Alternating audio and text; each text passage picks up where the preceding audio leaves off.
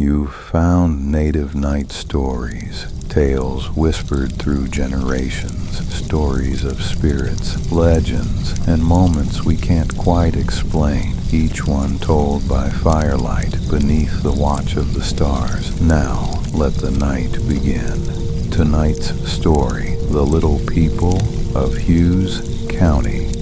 This story takes place in Hughes County, Oklahoma, sometime between 2010 and 2015. It's not an old legend, it's something that really happened. Two native boys, cousins, decided to explore the woods behind their grandparents' house one summer afternoon. Just a normal day. Clear sky, hot air, cicadas humming. But that day, they went a little farther than they should have. The boys wandered over a small hill where the trees thinned out into a patch of woods they were always told to stay away from. At first, it looked ordinary, but the deeper they went, the stranger it got. The ground was oddly cleared, with small winding trails, like something small had made pathways through the brush. Near the base of an old oak tree, they found something they'd never seen before. A small pile of tiny tools, little sticks and bones carved into shapes. Not toys, not trash, almost like handmade tools laid out neatly for work.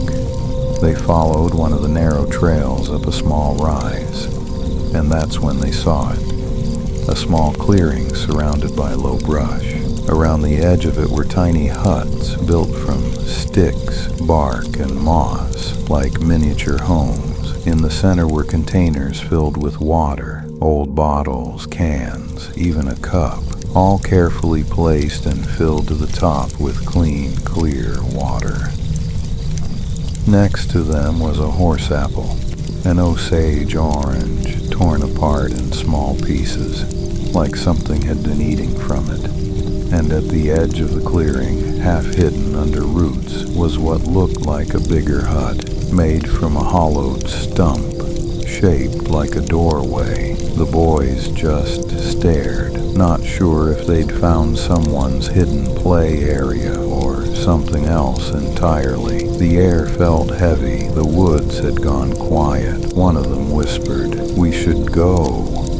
They turned to leave, but when they glanced back, everything was gone. The huts, the tools, the bottles, even the clear trails through the brush, all vanished, like it had never existed at all. Just trees, dirt, and silence. They started running, full speed crashing through the brush toward home. But right before they stepped out of the tree line, one of them stopped dead in his tracks. There, in the middle of a shallow mud puddle, was a handprint.